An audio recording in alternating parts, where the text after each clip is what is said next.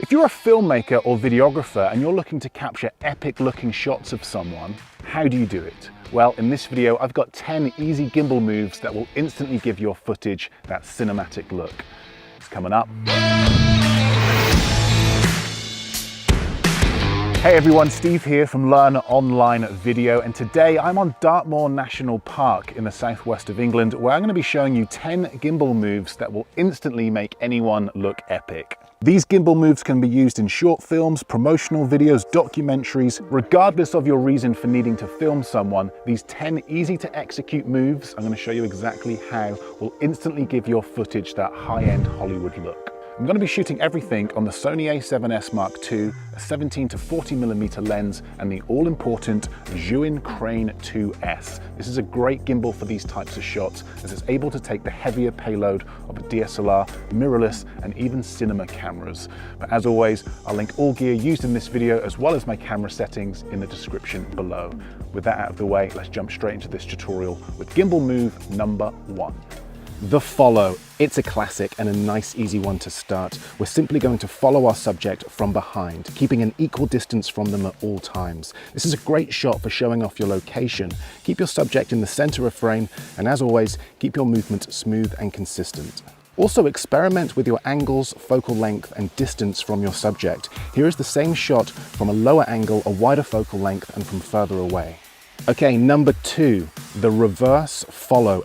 Exactly the same move this one, only this time we're tracking our subject from the front and walking backwards. Another classic, this one, used in many Hollywood films, a great way of establishing your subject and can really help add production value to your footage. Again, experiment with your focal lengths and choose the one that works best for you and the story that you're trying to tell.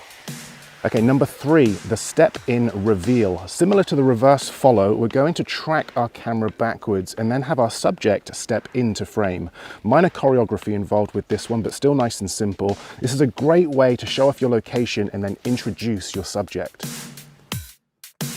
Okay, number 4, the mini jib reveal. Again, we're going to track backwards for this one, only this time we're going to start on our subject's feet and then slowly lift our camera up. This is a great shot for revealing your subject. The framing helps us establish our character. The boots, ripped jeans, tattoos, all of this information helps us get a better understanding of who our character is. Okay, number 5, the side track. Looks easy this one, but can be a little tricky to execute. Note how I'm walking forwards, but my camera is facing to the right. Bonus tip, don't be a crab. A common mistake when first starting out is walking sideways instead of forwards, just like a crab. Not only does this look ridiculous, but your shot will look awful. Don't be a crab. Walk forwards whenever possible and frame your shot by turning your camera to either the left or the right. This creates a much smoother shot and allows you to film your subject in a much easier way. Number 6, the chest transition. Getting a little bit more creative now, and we're going to need 2 shots to pull this one off. Shot number 1, push forward towards your subject and then stop directly in the middle of their chest. The aim here is to end your shot on a black frame. Okay, shot number 2, we now want to start our shot on a black frame. Put your camera nice and close to your subject's back and then move your camera backwards as your subject moves forwards. Now let's edit these 2 clips together using nothing but a simple cut. This couldn't be easier, and it's transitions like this that help make your footage stand out and keep your audience engaged.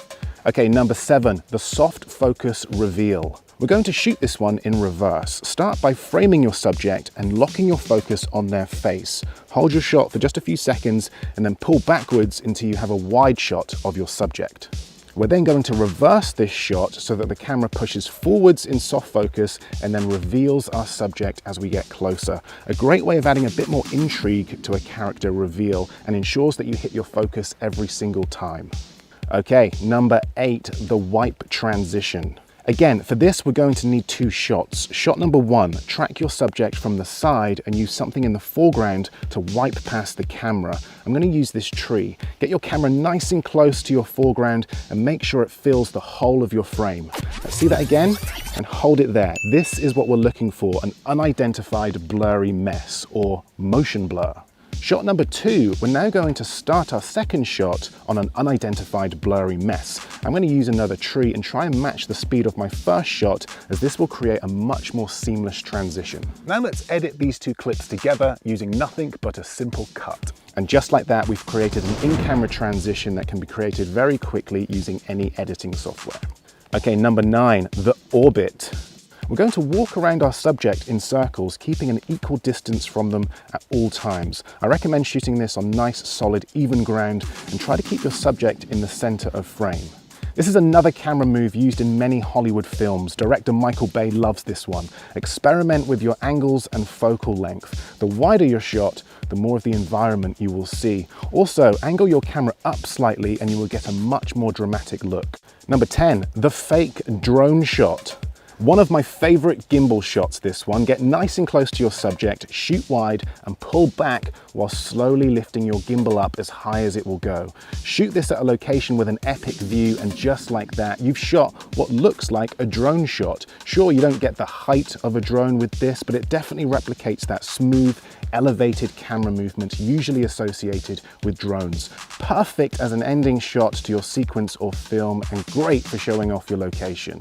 So those were 10 gimbal moves as individual clips. Now let's edit this footage together to create a sequence using music, sound effects, and color grading.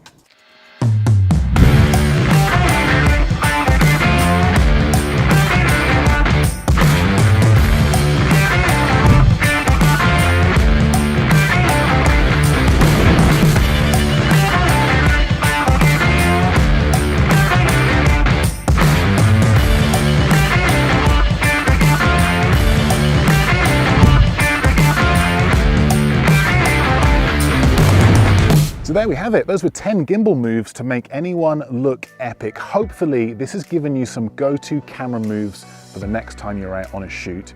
If it has and this video has helped, do let me know. Give it the old thumbs up. A big thank you to Explorer Man Dan for helping out. A huge thank you to Juin for sending out the Crane 2S for me to try out. And thank you for watching. And if you'd like to see more content like this, learn more about video production, then you can do that by watching one of my other tutorials just over there. But that's it from me. Thanks for watching, and I will see you in the next video.